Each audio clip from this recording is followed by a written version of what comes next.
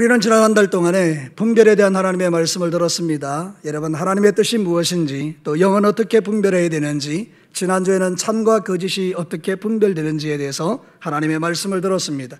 오늘은 하나님의 말씀을 가지고 회개라는 분별에 대한 말씀을 전하려고 합니다. 우리가 이 험한 세상을 생각하다 보면 우리는 자꾸만 외부에서 원인을 찾으려고 하는 경향이 있습니다. 그래서 우리는 누구 때문에 내가 이렇게 되었다, 책임을 전가하기가 쉽지 않겠습니까? 그러나 물론 외부의 영향도 있겠지만, 그러나 하나님은 우리에게 왜 이런 상황들을 허락하고 계실까요? 만일 제가 하나님이라면 이 문제를 벌써 정리하고 말았을 것입니다. 대통령을 어떻게 하든지, 아니면 이 나라의 정부를 어떻게 하든지 벌써 내가 해결하고 말았을 것입니다. 근데 왜 하나님은 이렇게 침묵하는 것 같고 우리에게 이런 어렵고 고난을 우리에게 허락하시는 것입니까? 하나님 앞에 묻고 물어도 주님의 대답은 한 가지입니다. 하나님은 우리가 그동안에 범한 죄를 회개하기를 원하시는 것입니다. 사랑하는 성도 여러분, 예레미야가 3장 40절과 41절을 우리 한 목소리로 한번 읽겠습니다. 우리가 스스로 우리의 행위들을 조사하고 여호와께로 돌아가자. 우리의 마음과 손을 아울러 하늘에 계신 하나님께 들자. 우리가 영적인 안목으로 이 세대를 바라보면 불합리한 것이 너무 많기는 하지만, 그러나 하나님께서 이 모든 것을 허락하시는 이유 중에 하나가, 만약에 나의 삶을 거룩하게 하시는 하나님의 뜻이 있다면 우리가 주님 앞에 회개하고 새롭게 되어질 때에 이 땅의 모든 영적 기류는 바뀌게 될 줄로 믿습니다. 사랑하는 성도 여러분, 고린도 교회는 정말로 교회라고 말하기는 어려울 정도로 많은 문제가 있었던 그런 교회입니다. 음행이 가득하고 우상숭배가 가득하고 그 교회 안에 분열과 분리가 가득하고, 하여튼 하나님이 보실 때에 아름답지 못한 교회의 모습을 보였습니다. 그래도 교회였습니다.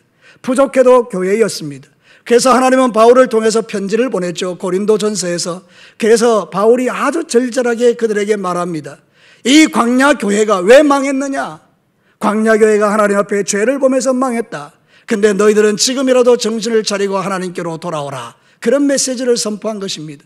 부활의 주님을 이야기하면서 반드시 부활하신 주님이 다시 오실 텐데 우리의 죄를 버려야 된다, 이렇게 이야기하면서 우리의 수고가 주 안에 헛되지 않다라고 말씀을 전한 것입니다. 그러면서 더불어서 우리는 몸과 영과 우리의 모든 것을 동원해서 하나님께 영광 돌려야 된다. 성령이 역사하셨습니다. 지금도 성령 하나님이 역사하는 줄로 믿습니다. 성령이 역사하셨습니다. 이 고린도 교회 성도들이 자신들의 죄를 보기 시작한 것입니다. 그리고 철저하게 근심하며 하나님 앞에 기도하기 시작합니다. 삶을 고치기 시작합니다. 그 소리가 바울에게 들려지게 된 것입니다. 얼마나 기뻤던지요. 여러분, 그래서 주의 종들이 기뻐하는 게 뭡니까? 성도들이 하나님의 말씀을 듣고 아멘하고 삶을 바꾸는 것 아니겠습니까? 그게 곧 하나님의 기쁨인 것입니다. 그래서 오늘 성경 본문도 그렇게 시작합니다. 너희들이 근심하게 하였지만 너희들이 그 근심 때문에 회개하여 새롭게 된 것이 너무나 기쁘다, 이렇게 이야기하는 것입니다. 여러분, 고린도 교회의 죄는 크게 세 가지입니다. 첫 번째는 우상숭배의 죄고, 두 번째는 음행의 죄고, 세 번째는 분리와 분열의 죄였습니다. 여러분, 지금 한국 교회가 바로 이 세 가지 죄를 하나님 앞에 범하고 있었던 것입니다. 우리는 오늘 이 말씀을 들으면서 우리의 죄를 주님 앞에 회개하고 새롭게 되어 하나님이 다시금 우리를 회복시키시고 반석 위에 우리를 세우시고 우리의 경배와 찬양이 하나님 오시는 그날까지 마음껏 드려지는 그날이 오게 될 줄로 분명히 믿습니다. 사랑하는 성도들, 오늘 본문을 통하여 우리 자신을 돌아보고 분별하십시다. 내 안에 이 회개할 것은 없는가? 첫 번째, 우리는 불신앙에 기초한 우상숭배의 죄를 분별하고 회개해야 합니다. 저를 따라서 한번 합시다. 불신앙에 기초한 우상숭배의 죄를 분별하고 회개하자. 사랑하는 성도 여러분, 오늘 성경 본문에서 이야기하는 것은 바울이 그들에게 많은 이야기를 통해서 그들이 근심했다라는 이야기를 합니다. 여러분, 오늘 성경 본문을 한번 보실래요? 8절부터 10절 말씀까지 좀 길지만 우리가 한 목소리를 한번 읽어보도록 하겠습니다. 시작. 그러므로 내가 편지로 너희를 근심하게 한 것을 후회하였으나 지금은 후회하지 아니함은 그 편지가 너희로 잠시만 근심하게 한 줄을 알미라. 내가 지금 기뻐함은 너희로 근심하게 한 까닭이 아니요 도리어 너희가 근심함으로 회개함에 이런 까닭이라. 너희가 하나님의 뜻대로 근심하게 된 것을 우리에게서 아무 해도 받지 않게 하려 함이라. 하나님의 뜻대로 하는 근심은 후회할 것이 없는 구원에 이르게 하는 회개를 이루는 것이요 세상 근심은 사망을 이루는 것이니라. 사도 바울이 보낸 편지에서 그들이 받았던 그 반응을 한마디로 설명하는데 근심했다는 것입니다. 근심이라는 단어는 헬라어로 리페오입니다. 리페오라는 건 뭔가 하면 슬퍼하다 그런 뜻입니다. 그리고 고통을 느낀다 이런 뜻입니다. 바울의 편지를 받았을 때 그들이 제일 먼저 느꼈던 것은 우리가 우리의 불신앙으로 하나님을 너무 멀리 떠나고 우리 안에 우상숭배가 가득하였구나. 하나님, 이 죄로 인하여 내 마음이 슬프고 심히 아픕니다. 이 이야기를 하는 것입니다. 사랑하는 성도 여러분, 진짜 하나님의 말씀이 칼같이 내 심령에 들어오면 아픈 것입니다. 그 말씀이 나를 수술할 때에 고통스러운 것입니다. 근데 여러분, 하나님은 그 수술을 통하여 우리를 건강하게 하고 우리를 하나님 앞에 바르게 세우기를 기뻐하시는 것입니다.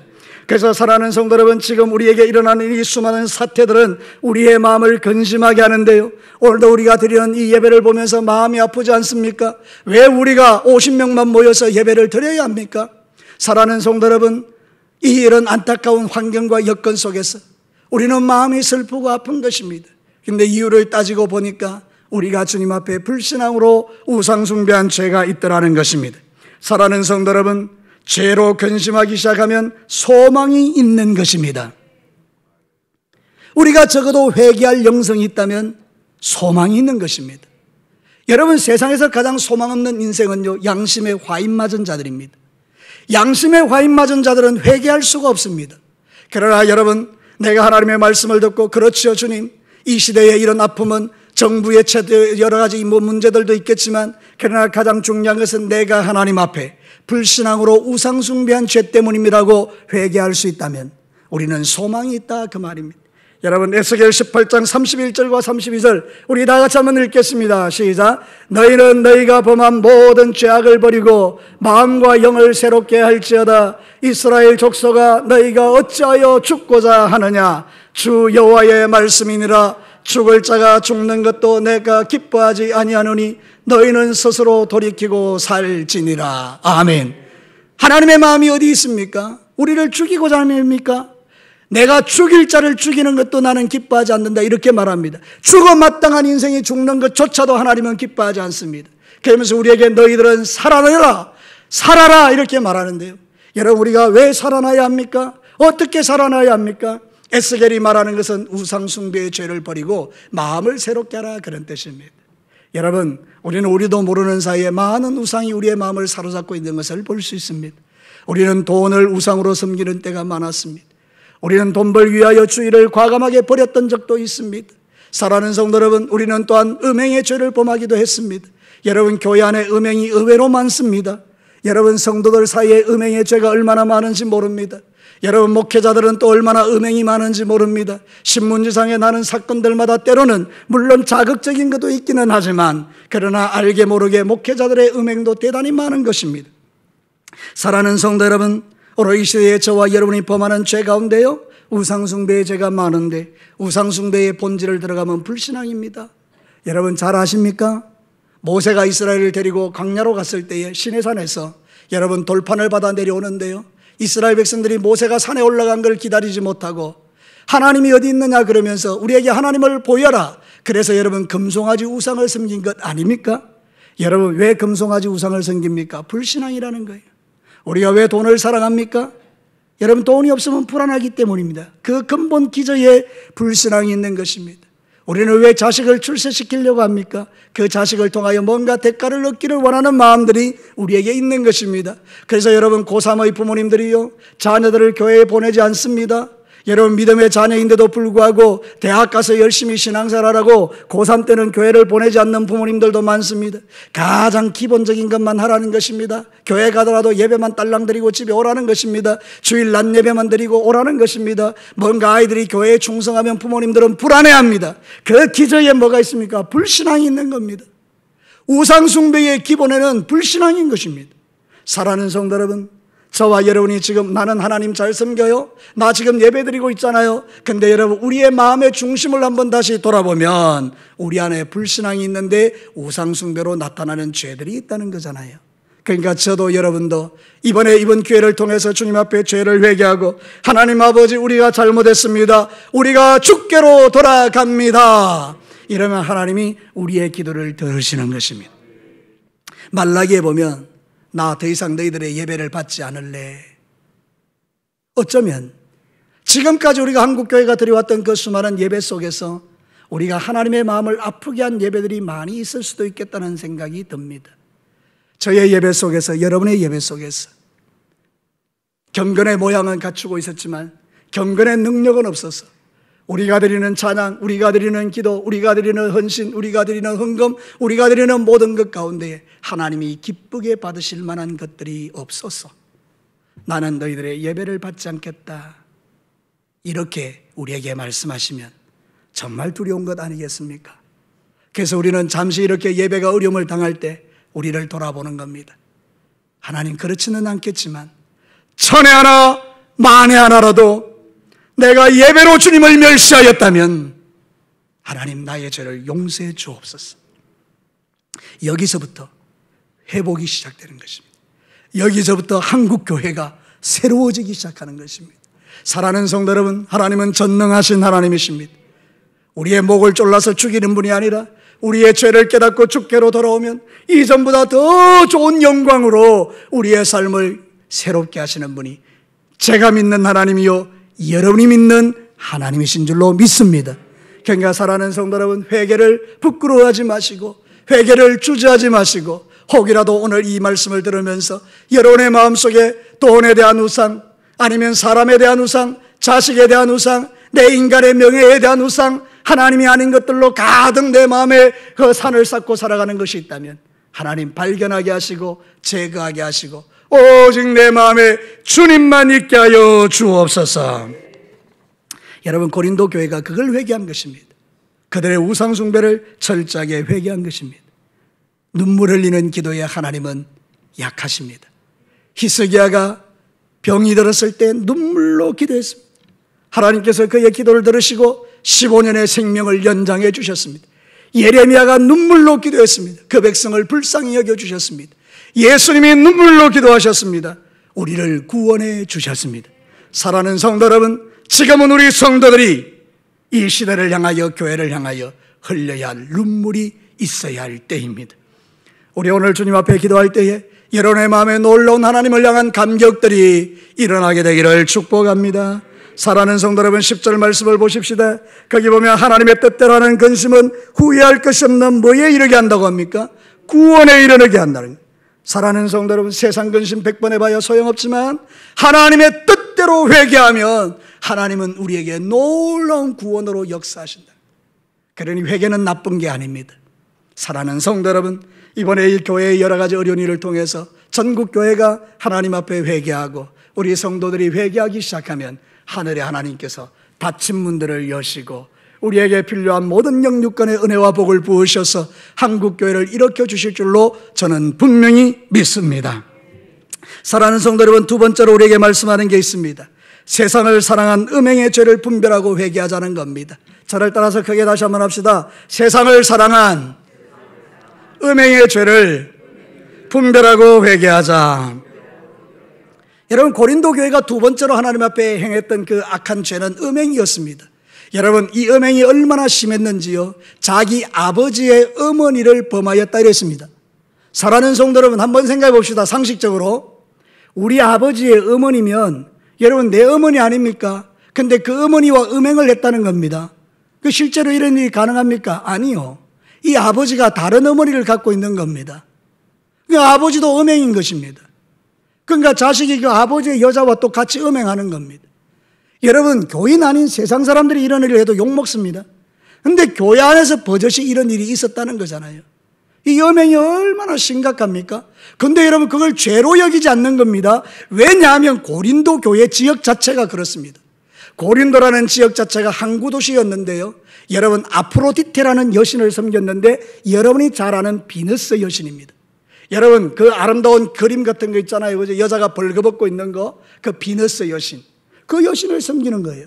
그러니까 여러분, 거기에는요 신전이 있는데 여사제가 1000명이 있습니다. 그 여자들은 전부 몸 파는 여자들입니다. 그러니까 여러분, 남자들이요 이 비너스 신전에 가서 제사 드리고 난 다음에 그 여자들과 더불어 음행을 저지른 이 문화가 고린도의 문화였던 거예요. 여러분, 또 이런 말이 있습니다. 고린도 사람 같다, 이런 동사가 있습니다. 얼마나 고린도 사람들이 음행하고 타락하고 술 취하고 방탕한지요.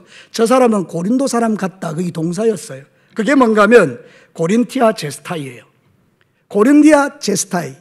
고린도 사람 같다. 그 말은 뭔가 하면 사람들이 어떻게 받아들이는가 하면 저 나쁜 놈이다.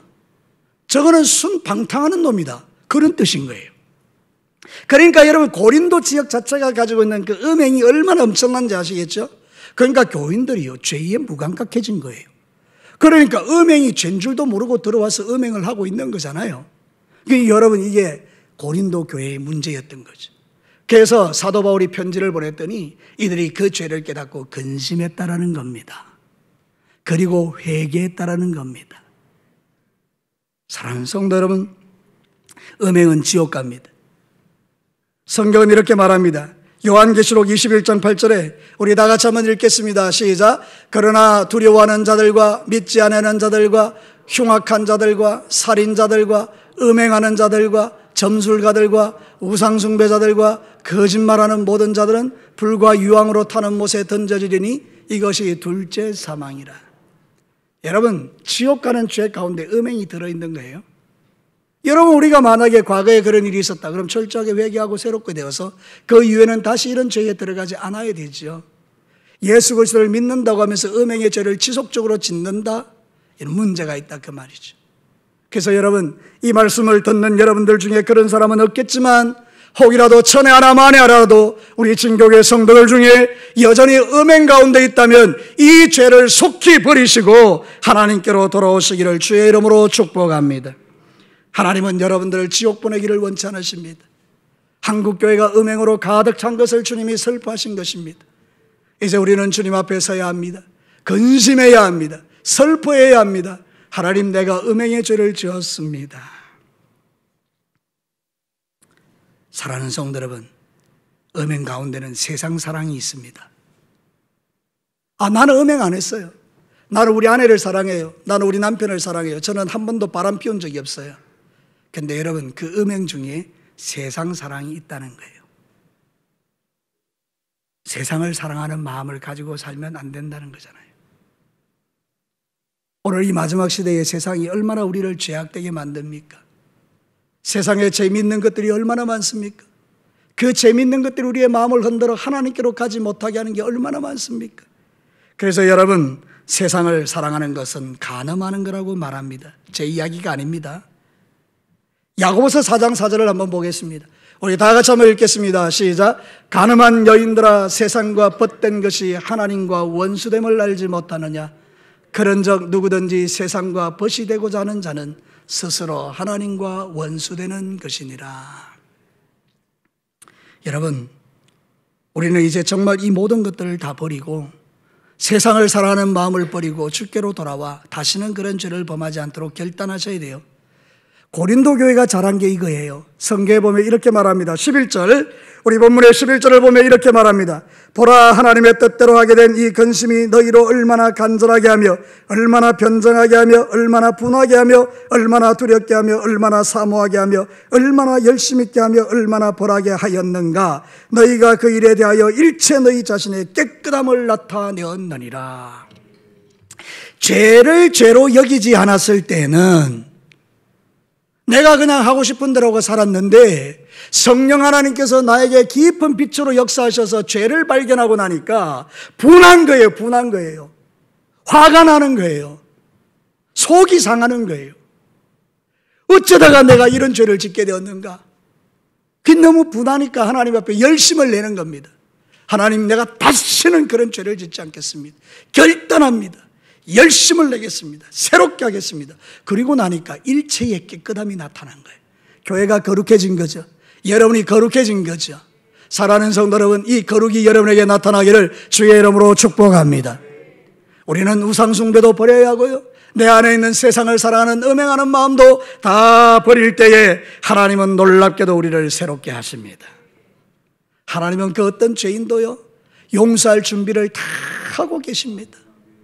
그 십자가 앞에 용서받지 못할 죄는 하나도 없습니다.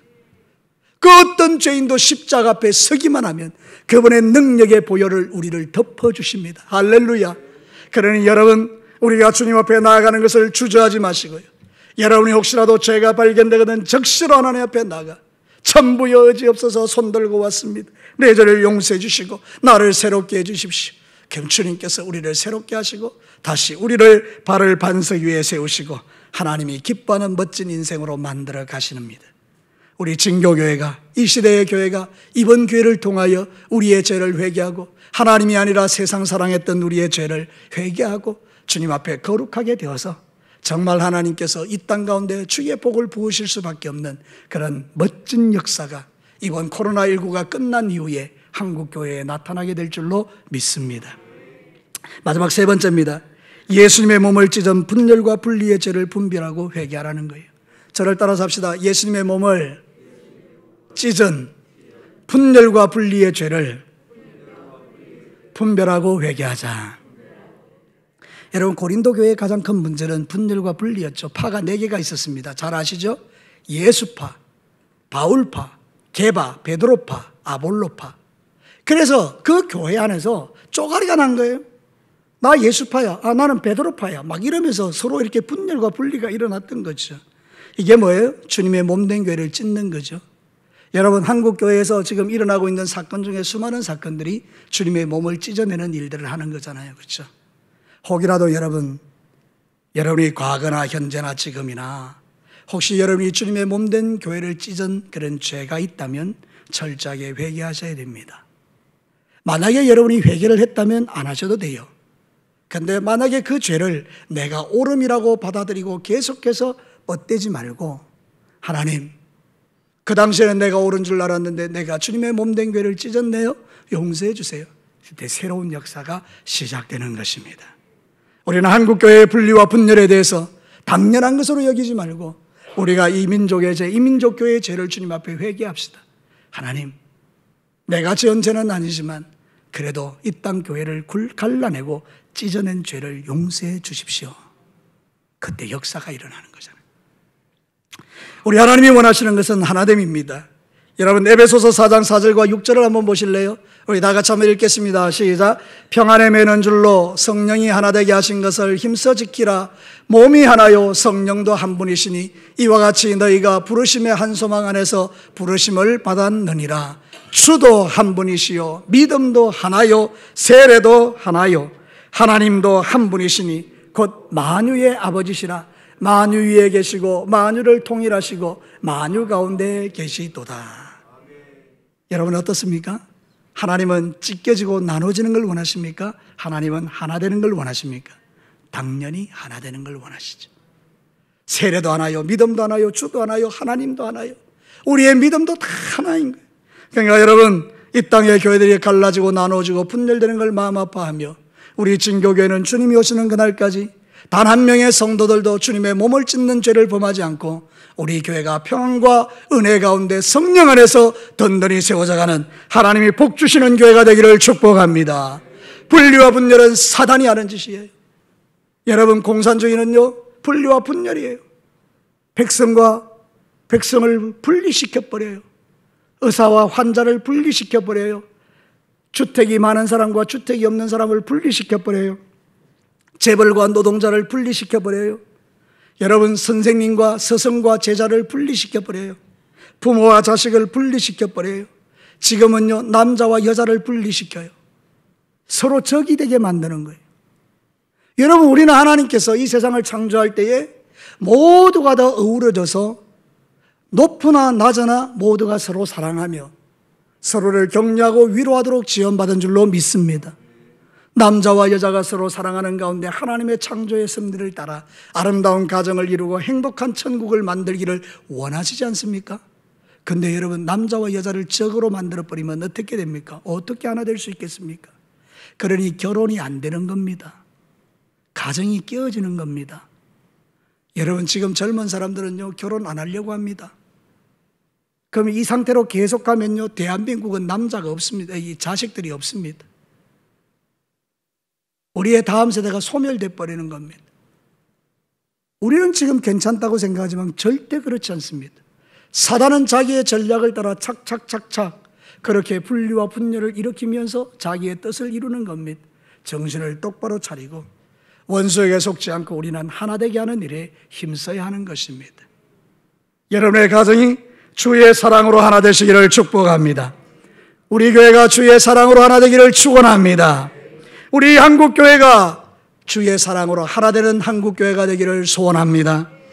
이 나라 대한민국이 찢겨지는 나라가 아니라 남북이 하나 되어지고 우리가 서로 동서가 하나 되어지고 전라도와 경상도와 이런 모든 지역 감정들이 다 뭉개져서 하나가 되어지고 그래서 이 나라 대한민국이 가진 자와 없는 자가 서로 하나 되어져서 이 나라 대한민국이 정말 멋진 나라가 되게 하시는 하나님의 역사를 맛보기를 원합니다. 여러분 13절을 한번 보십시오. 이게 교회 공동체의 모습인 것입니다. 우리 다 같이 한번 13절 읽겠습니다. 시작. 이로 말미암아 우리가 위로를 받았고 우리가 받은 위로 위에 디도의 기쁨으로 우리가 더욱 많이 기뻐함은 그의 마음이 너희 무리로 말미암아 안심함을 얻었음이라. 고린도 교회가 문제가 많은데 디도를 보내봤더니 이 사람들이 근심하고 회개하고 새롭게 된 거예요. 그 소식을 듣고 와서 바울에게 보고하고 그러니까 그 기쁨과 위로가 막 충만해지면서 서로에게 이런 사랑의 교제가 넘치는 공동체가 된 거예요. 여러분, 하나님 나라는 그런 나라죠. 저와 여러분들의 마음속에 주의 사랑이 넘치게 되기를 축복합니다. 베드로전서 4장 7절과 8절은 정확하게 우리에게 말합니다. 우리 마지막으로 한번 크게 한번 읽어보겠습니다. 시작. 만물의 마지막이 가까웠으니 그러므로 너희는 정신을 차리고 근신하여 기도하라. 무엇보다도 뜨겁게 서로 사랑할지니 사랑은 허다한 죄를 덮느니라. 아멘. 무엇보다도 마지막 때는요, 정신 차리지만 뜨겁게 서로 사랑하셔야 됩니다. 성도들이 뜨겁게 사랑해서 허다한 죄를 덮어줘야 돼요. 그게 바로 하나님이 기뻐하는 공동체로 가는 길이라는 거예요. 근데 고린도 교회가 그것을 깨닫고 그렇게 했다는 거잖아요. 이제 사랑하는 성도 여러분, 하나님의 말씀을 마치도록 하겠습니다. 오늘 하나님은 저와 여러분들에게 뭘 말하는가 하면 고린도 교회의 모습 속에서 그들이 죄를 지적받을 때에 근심함으로 말미암아 슬퍼하고 아파하면서 자신들의 죄를 버리고 주께로 돌아왔어요. 지금 이 땅에 일어나는 이 수많은 교회의 문제들은 단순히 정부가 교회를 핍박하는 모양새를 갖고 있지만 그러나 하나님 편에서 우리에게 침묵하는 이유 중에 하나는 우리가 알고 지은 죄 모르고 지은 죄를 주님 앞에 회개하고 하나님을 멸시하며 살았던 죄를 회개하고 고린도 교회 같은 이런 죄를 회개하고 하나님 앞에 서도록 하기 위함이라면 우리는 첫 번째 불신앙으로 인한 우리의 우상숭배의 죄를 버려야 합니다. 우리는 세상을 사랑했던 음행의 죄를 버려야 합니다. 우리는 주님의 몸된 교회를 찢었던 분리와 분열의 죄를 회개해야 합니다. 그러면 하나님은 다시 우리를 새롭게 하셔서 이 마지막 시대에 주님이 존귀하게 쓰는 제사장의 나라가 되게 하시고 천국 가는 그날까지 한국교회를 통하여 세상에 죽어가는 수많은 영혼을 구원하는 능력 있는 교회로 다시 세울 줄로 분명히 믿습니다. 우리 이 시간에 다 같이 한번 기도하겠습니다.